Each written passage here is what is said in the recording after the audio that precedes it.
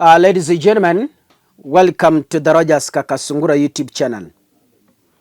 William Ruto's government is becoming petty. Is becoming very petty and operating below average because it's being advised by dropouts. I'm sorry to say that. How do you arrest journalists who made a film, The Blood Parliament, for heaven's sake, and shamelessly you arrested them during the Press Freedom Day? Yani unashika wanahabari during their day, Press Freedom Day, you arrested them. For heaven's sake, we are not in 1902. Ruto's government must understand we are in 2025, when there's freedom of speech, freedom of expression, and we have a constitution that is defending all of us. The individuals, I'm told, have been released. And the 4 filmmakers have been released from police custody. That is Nicholas Wambugu, Brian Adagala, Mark Karubiu, and Christopher Wamae have been set free on a free bond.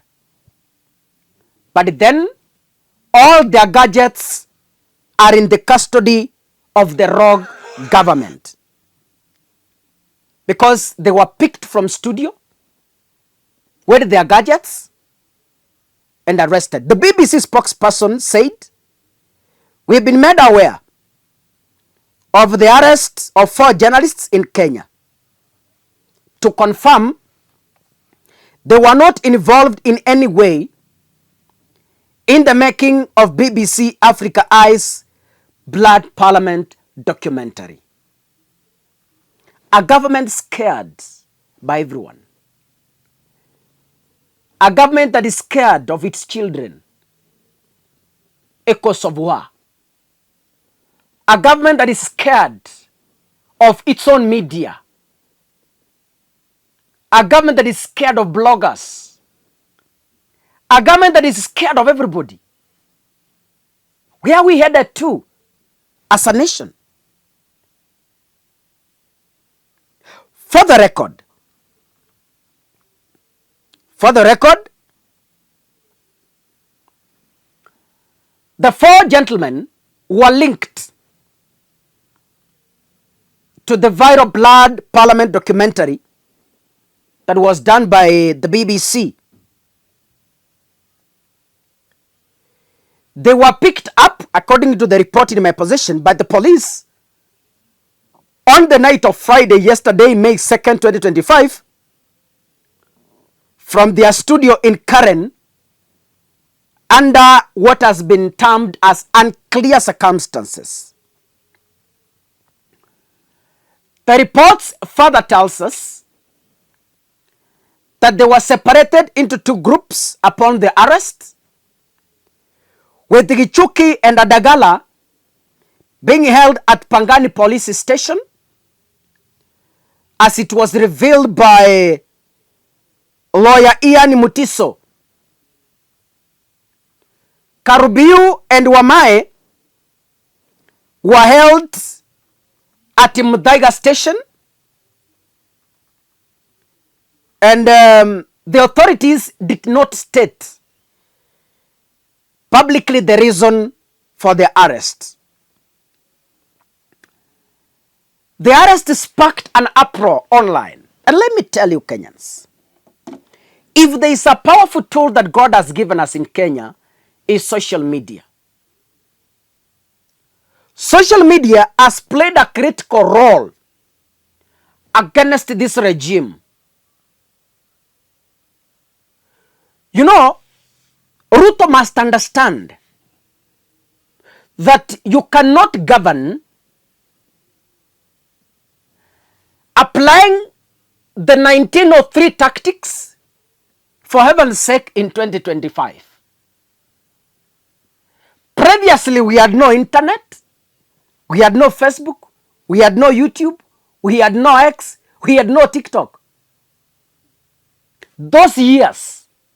So it was easier for the government to contain information because we only had VOK. VOK, where the government could manage data as they want. But in 2025, we have several platforms that information can disseminate.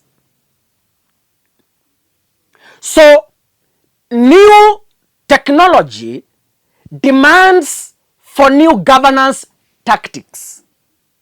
You cannot gag the media using the 1907 tactics. They will throw you out. So arresting filmmakers just because you suspect they were involved in the release of Blood Parliament, which has evoked emotions, which has given us the memory of what transpired during the Gen Z protests. It is below average. It is below average. I have seen one, Dennis Itumbi, if he genuinely speaks from his heart, if he genuinely speaks from his heart, I want to read what he has said. Dennis Itumbi is writing and saying, arresting BBC journalists merely for making a film is unnecessary. There is an alternative story on the violence and political planning that unleashed storming of Bunge and invading the armory at the mausoleum. Make an alternative documentary, tell the utter story. BBC told their story. Let them be. Free the journalists. In my view, that is Dennis Itumbi. Some people are asking who advises this government.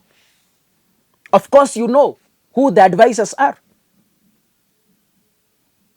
You know their qualifications. You know what they can and what they can't. You know they can't even research and understand the modern ways of dealing with critics. They don't understand. They are only applying the Nyayo era tactics, which are terribly failing.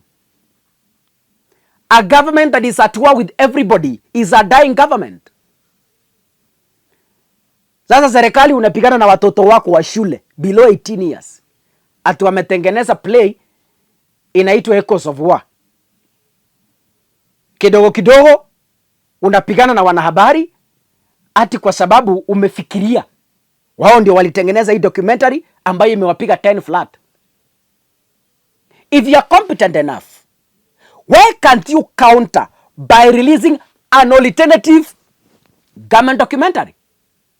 You can't do that because you know you have no facts. KDF, the military, have their own TV station. They have the best machines. They have the best cameras. Why can't you release an alternative documentary so that you convince us that BBC was propelling rumors?